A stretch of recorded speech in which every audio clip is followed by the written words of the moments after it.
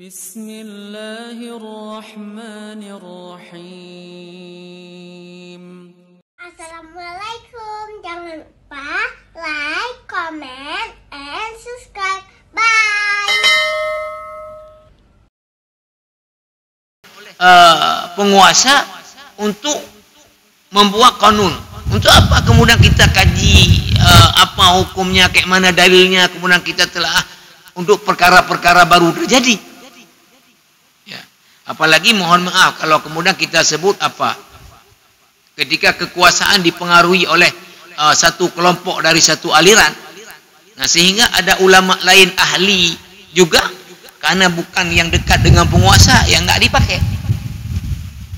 Nah, sehingga tadi pendapat dalam membuat kanun oleh siapa? Satu kelompok aja. Padahal ada orang-orang lain yang punya kapasitas luar biasa, tapi dianggap bukan dari kelompok mereka, bukan orang yang dekat dengan penguasa, nggak dipakai. Nah, ini kan problem dengan taknin ini. Yang berikutnya juga adalah annal a'rafa wa taqalida wa adatin nas mu'tabarah fi syariah wa ma dhala al fuqaha wal qudat yarji'una ila qa'idah syariah fi tahkim al 'urf wal 'adah fi al bilad al islamiyah allati hum biha bal nass al fuqaha wa ala annahu la yajuzu lil qadhi wal mufti ijra' al fatawa wal khusumat fima sabilu al 'urf illa ba'da ma'rifati 'adatin nas wa a'rafihim fil bilad alladhi huwa fih. Yang berikutnya adalah bahwa ini nanti ketika kita bahas muamalah paling banyak ya berbanding kepada aspek dalam fikih yang lain, muamalah itu sering hukumnya ditetapkan berdasarkan kepada adat dan tradisi, kepada adat dan tradisi. Nanti kita akan temukan. Nah, adat dan tradisi di satu tempat dengan tempat yang lain itu kan beda-beda. Maka kalau dibuat taknin tadi, okelah kalau sebuah daerah kecil seperti kita. Tapi kalau misalnya sistem dulu, ya, dinasti Bani Abbas, ya, itu keluas sekali wilayahnya. Kalau semua mengikat dengan satu pendapat, padahal tadi didasari kepada uruf di satu tempat, adat di satu tempat, tradisional, sedangkan itu berbeda dengan tempat yang lain yang enggak cocok. Nah, maka memberlakukan taknin ini adalah problem. Nah, ila ghairi dhalika minal mafasid wal asbab allati ja'alat al muhaqqiqin min ahli al ilmi yaquluna bit tahrim at taqnin wal man' minhu wa huwa ma aftat bi hay'atu kibar al ulama bil mamlakah arabiyah saudiyah bil aghlabiyyah. Nah, itulah tadi faktor-faktor di antara para ulama muhaqqiq itu menolak ide gagasan taknin dan penerapannya, dan mereka melarang itu dipraktekkan. Dalam pendapat mayoritas para ulama, ya, dalam kumpulan organisasi ulama besar Saudi, itu pendapat mayoritasnya menolak gagasan taknin ini, gagasan taknin. Nah, ini jamaah rahimakumullah. Nah, jadi ya, kalau kita lihat ya, hal-hal di Indonesia ini ya, secara nasional ya, itu tentang Islam dan dibutuhkan kepada bahasa orang hukum namanya legalitas atau payung hukum, legal formal, ya, atau legal standing, ya. Misal, wakaf itu kan tidak ada di dunia agama orang lain. Bicara wakaf ya berarti ya itu tentang umat Islam. Maka ketika dibuat supaya ada legal standing tadi, Undang-Undang Wakaf Indonesia yang sudah disahkan, ya. Maka karena yang membuat undang-undang itu DPR RI, maka DPR RI itu mengundang untuk, ya, namanya adalah rapat dengar pendapat, ya. Itu para, ya, akademisi, ya, para ulama, para ahli. Nah, sehingga apa, kalau kita lihat, sekalipun kita bermazhabnya Syafi'i, ya, tapi itu untuk kemaslahatan ketika dibuat qanun itu diakomodir pendapat mazhab lain. Contoh, dalam pendapat, karena saya ini membahas ini sekarang, 3 mazhab, Hanafi, Syafi'i, Hambali, kalau sudah ikrar wakaf, maka dia akan terjadi apa? Berpindahnya kepemilikan harta yang diwakaf dari milik si wakif menjadi milik Allah. Lalu tidak ada sesiapa pun bisa mengotak-atik ini untuk menjual lagi, menghibah lagi, kemudian membatalkan lagi, nggak bisa lagi. Tetapi mazhab Maliki berpendapat bahwa wakaf itu, ya, ketika seseorang mewakafkan hartanya, maka harta itu tetap miliknya si wakif, tidak berpindah ke milik orang lain. Yang berpindah apa? Hasil atau manfaat dari harta wakaf itu ke pihak yang diberikan oleh si wakif selama masa dia berikan. Maka di dalam mazhab Maliki dibenarkan di ikrar wakaf itu pembatasan waktu, disebut dengan wakaf temporer. Misal, satu orang, dia sekarang lagi ada jabatan kepala dinas, ada tunjangan kepala dinas, sehingga take home payment aja sekian. Tapi dia tinggal 5 tahun lagi, habis itu pensiun. Waktu pensiun dia udah nggak ada sumber lagi, anak dia masih kuliah. Maka selama dia ada jabatan tadi, dia wakaflah toko dia misalnya 2 biji di mana untuk kemakmuran masjid A. Dalam jangka waktu 5 tahun, itu dibenarkan dalam mazhab Maliki. Maka dalam 5 tahun hasil sewa toko itu tidak bisa dipakai lagi oleh si wakif, harus dikasih kepada masjid tadi. Tapi setelah 5 tahun itu balik lagi, hasil itu dipakai lagi oleh si wakif, dan, ya, tadi toko itu kepemilikannya nggak berpindah dari dia. Nah, di undang-undang wakaf kita itu ini diterima. Kenapa? Supaya jumlah wakaf itu banyak. Karena orang kalau mewakafkan sesuatu lalu kemudian dia tidak memiliki itu lagi selama-lamanya, kok orang kepikiran? Kan hanya orang-orang yang sudah punya banyak kali, yang sebagiannya. Kalau orang yang terbatas kan kepikiran kayak tadi. Tapi kalau dalam jangka waktu tertentu kan ini lebih mudah, karena tadi sekarang dia belum butuh, nanti ke depan dia udah butuh, udah balik lagi. Misalnya wakaf uang dalam pendapat dalam mazhab Syafi'i tidak bisa, karena dianggap uang itu habis sekali pakai. Sedangkan wakaf itu harta yang diwakaf mesti bertahan, dia tidak habis sekali pakai.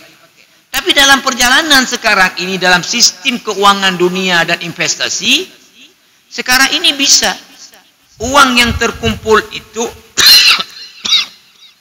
dijamin tidak akan berkurang dan tetap. Dengan cara apa? Diinvestasi di sektor yang memberi jaminan. Ya, mohon maaf misalnya ini di yang ribawi lah, ya, yang ribawi. Kalau kita taruh uang kita deposito di bank yang konvensional dulu, ini kan dijamin negara uang kita. Apapun yang terjadi, uang kita nggak akan hilang. Dan kita setiap bulannya dapat dividen daripada deposito kita. Nah sekarang kan ada juga sektor-sektor yang itu investasi syariat, yang dijamin sesuai dengan syariat, dijamin juga uang kita itu tidak berkurang. Dan setiap bulannya kita dapat keuntungan dari investasi itu. Nah, maka apa? Di dalam undang-undang wakaf kita ini diakomodir, boleh wakaf uang. Nah, karena dengan boleh wakaf uang kan banyak orang bisa berwakaf. Ini misal, kita butuhkan dana untuk menyekolahkan orang-orang yang mendalami agama, di fikihnya, di ininya, misalnya dikirim ke Timur Tengah. Butuh biaya. Maka kita buatlah ya apa? Satu lembaga yang istilah sekarang ini lembaga pengumpul zakat ya, dan wakaf ya. Nah, sehingga apa? Kita ajaklah masyarakat untuk mewakafkan uang mereka untuk mengirim orang tafaqquh fiddin. Maka apa? Yang ada 1.000 kasih 1.000, yang ada 5.000 kasih 5.000, 10.000. Ya, jadi kan banyak orang bisa kasih. 10.000 kalau ada 1 juta orang berapa? Bisa terkumpul juga 100 miliar. 100 miliar kalau diinvest di sektor yang syar'i tadi, berapa dividennya per bulan? Ke miliar juga. Nah, uangnya tetap seperti itu, hasilnya dari dividen itulah yang diberi kepada menyekolahkan orang tadi. Nah, contoh ya, di pengadilan agama ya, kita kan ada undang-undang apa namanya, perkawinan ya, undang-undang tahun 1974 ya, undang-undang perkawinan ya. Misal dalam pendapat 4 mazhab, talak yang dijatuhkan sekali jatuhkan 3, itu langsung dihitung 3. Tapi dalam praktek dulu di zaman Rasulullah dihitung tetap 1. Zaman Abu Bakar 1. Setengah perjalanan zaman Umar dihitung 1. Baru di zaman Umar dilihat banyak orang main-main dengan itu, dijatuhkan langsung kepada 3. Nah, maka yang dari dipegang dalam, kemudian diperbaharui dengan kompilasi hukum Islam Indonesia ya.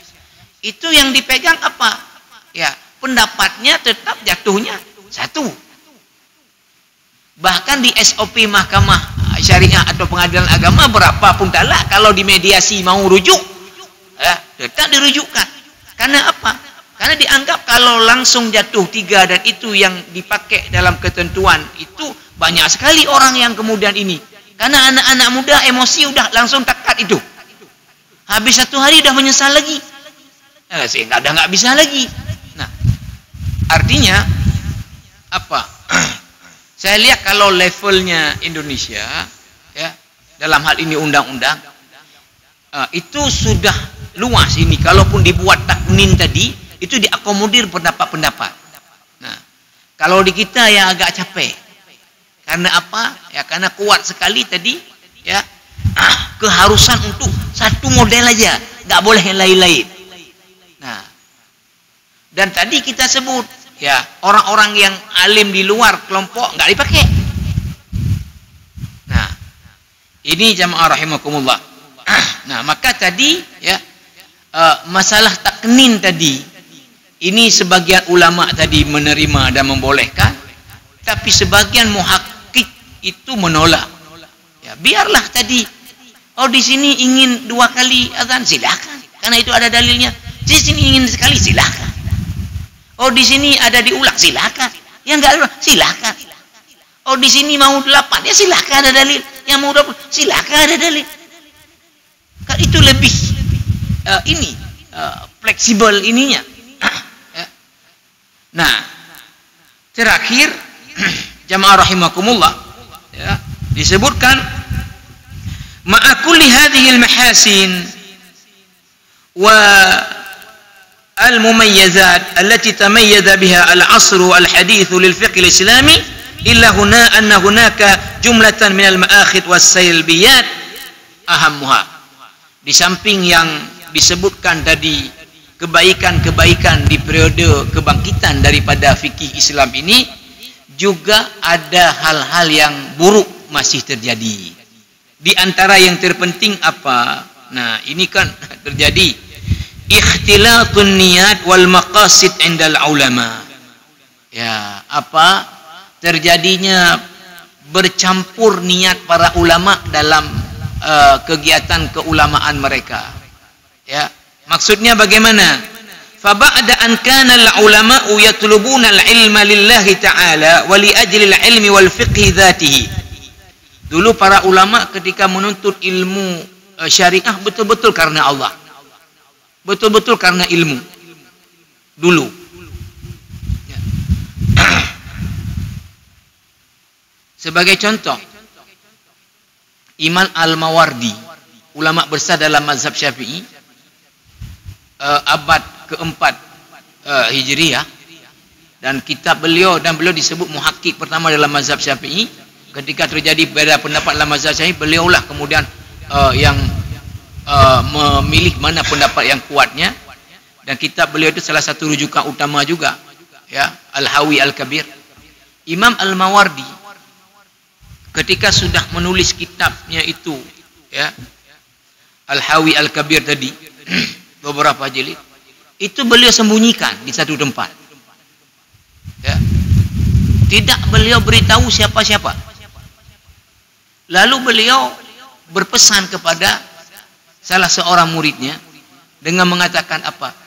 Saya belum mendapatkan keikhlasan dalam menulis kitab itu, maka saya tidak mau kitab saya itu dicetak kemudian disebarkan.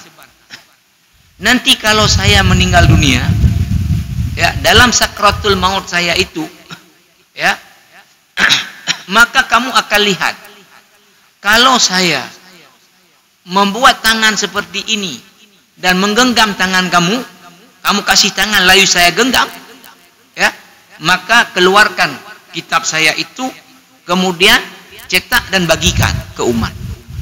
Tapi kalau kemudian saya membuka tangan begini, jangan. Jangan. Nah, jadi ulama dulu menuntut ilmu betul-betul karena Allah. Nah, lalu disambung apa? Asbaha fil muntasibina ila ulama al-an yatlubul ilma li ajli dunia. Tapi sekarang orang-orang yang notabene ulama, ya, disebut ulama, digelari ulama, menuntut ilmu agama untuk dunia, li ajli dunia, untuk dunia, wa tahsili syahadat wal manasib ad-dunyawiyah, untuk dapat titel dan gelar dan jabatan-jabatan duniawi, jabatan-jabatan duniawi. Al-Imam Abu Hanifah diminta oleh khalifah dinasti Bani Abbas untuk menjadi qadhi. Ya, Abu Hanifah menolak. Di penjara, dicambuk, tetap menolak. Kalau kita kan lagi ada ini, kata ada euro nih, ya, baik ke orang lain, lo yang paling limpah ini. Imam Ahmad bin Hanbal, kalau kita baca sejarahnya, itu kan berat sekali menerima penyiksaan dari khalifah yang dipengaruhi oleh pemikiran Mu'tazilah, sehingga beliau dipenjara, dicambuk, dibuat tahanan rumah. Tapi ketika khalifah kemudian berganti, itu 15 tahun masanya 3 khalifah. Setelah khalifahnya udah masuk ahli sunnah, ya, tidak lagi orang Mu'tazilah, Imam Ahmad kemudian apa? Dibebaskan lagi untuk kemudian memberi pengajian, dibebaskan dari segala tadi sanksi-sanksi, dan diminta Imam Ahmad untuk menjadi tadi, ya, qadhi. Imam Ahmad tolak. Saya enggak. Saya jadi orang yang mengajar umat saja. Nah, jadi sekarang tadi disebutkan, ya, menuntut ilmu untuk titel, untuk gelar, untuk jabatan-jabatan. Wa ba'da an kana al-'alimu yu'allif min ajli al-'ilmi wa khidmati at-tullab wa naf'ihim. Ya, dulu orang menulis kitab, ya, itu karena apa? Ya, karena ilmu, ya, karena untuk bermanfaat kepada umat. Sara al-muntasibuna ila al-'ilmi al-an yu'allifu li ajli dunya wa syuhrah mimma adhaba barakatal ilmi wa adhafa haibatal fuqaha wal ulama. Nah, sekarang orang kalau menulis kitab itu untuk apa? Untuk dunia, untuk ketenaran. Sehingga karena inilah membuat kemudian apa? Keberkahan ilmu itu tidak ada. Tidak ada. Saya pernah tanya sama seseorang yang apa namanya? Ya mencetak ya buku-buku yang ditulis lah. Sebagiannya ada yang aspirasi. Saya tanya ke dia, semua buku yang udah kamu cetak itu, ada enggak yang kemudian diterima oleh publik, artinya banyak permintaan, demandnya, dibaca, dibeli, kemudian perlu cetakan kedua, ada enggak? Enggak ada. Ada. Ya. Karena dicetak tadi memang untuk kepentingan naik pangkat, untuk kepentingan ini, untuk kepentingan ini. Para ulama mengatakan, misal sebagai contoh, salah satu keberkahan ilmunya Imam An-Nawawi apa? Buktinya. Dan keikhlasan beliau dalam menulis kitab apa? Kitab Imam Nawawi Riyadhus Shalihin itu diajarkan dan dipakai sebagai rujukan di berbagai masjid di dunia Islam sekalipun mereka bukan mazhab Syafi'i. Itu bukti keikhlasannya Imam Nawawi dalam menulis kitab. Nah, kemudian jamaah rahimakumullah, yang berikutnya apa? Keburukan juga periode yang bagus ini adalah apa? Intisyaru amaliyatil qursati wassariqatil ilmiyah al-mushina abra nisbatil kutub ila ghairi ashabiha wa thariqatil buhus al-ilmiyah al-husul ala khilaliha ala syahadat. Terjadi apa? Pencurian ilmu, terjadi plagiat, ya sehingga apa? Sehingga ya sariqatil buhus al-ilmiyah, mencuri karya-karya ilmiah orang lain, mencomot sana sini punya orang lain, ya untuk apa? Lil usul min khilali ala syahadat, untuk dapat gelar master, doktor, ya. Curi punya orang lain. Asalakh nitajil ghairi wa nisbatihi ila nafsi wa ghairi dhalika min as-suwar al-abas allati yajib an yanazzah anha al-muntasibun al-ilm. Atau yang lain-lain lah. Sekarang ya bukan karena saya ini, ya. Sekarang kan karena zamannya juga tuntutan kalau profesor harus ada ya karena apa artikelnya di Scopus ini, di ini. Maka orang-orang yang mau itu kayak mana? Dia sendiri nggak bisa buat, bayar orang. Nanti untuk itu Scopus harus bayar sekian. Ya, bayar.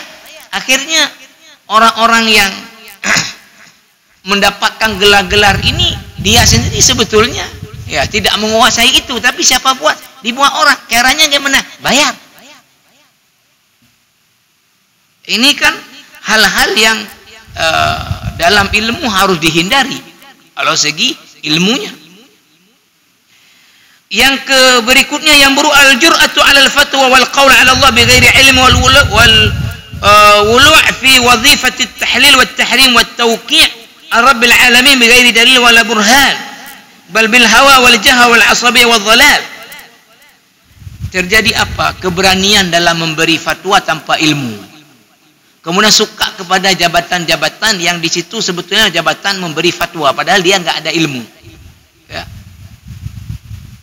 Ya kalau di kita misalnya ada jabatannya apa namanya, ya ada MPU-nya, berebut-rebut untuk kemudian duduk di situ sekalipun tidak kuasai tentang, tidak punya kapasitas. Ya.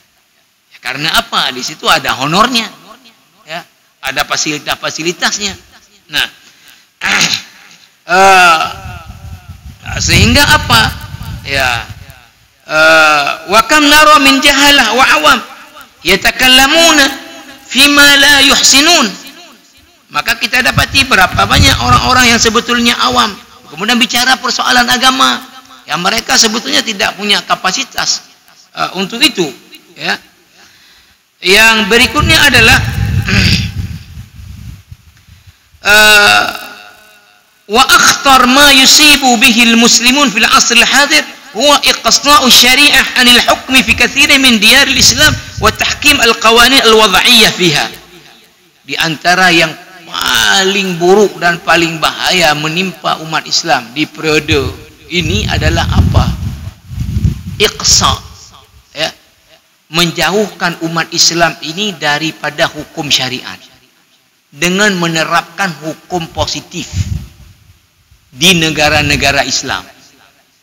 Seperti yang kita sebut, ya, sepertinya yang menerapkan, dan kita ini menerapkan syariat walaupun beberapa butuh ketahapan. Kita ini yang belum kan rajam, qisas, potong tangan, karena dianggap ini kalau diberlakukan kan butuh penyiapan masyarakat dulu untuk tidak berzina, tidak ini dan sebagainya, ya, yang sudah kawin dirajam.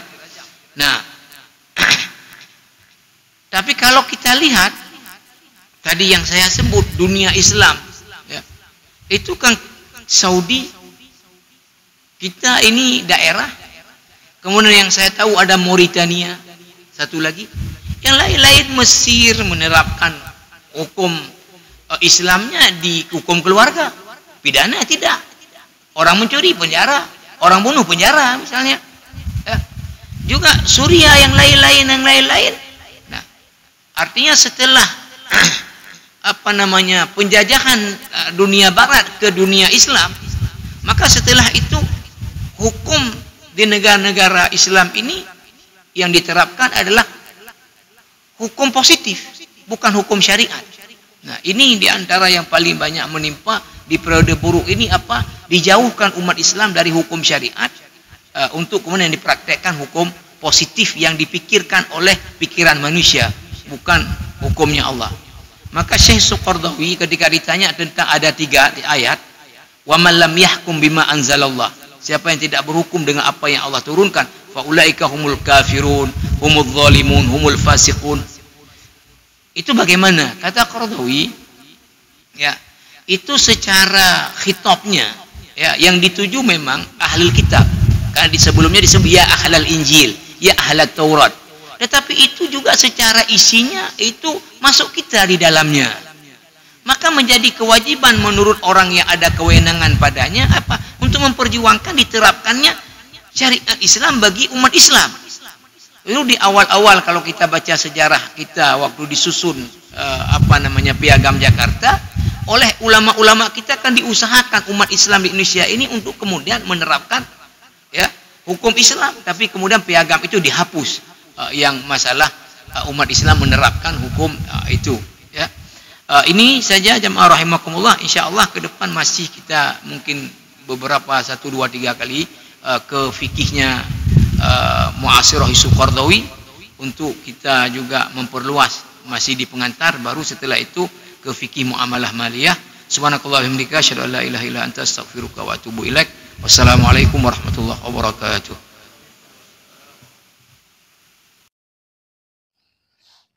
Terima kasih.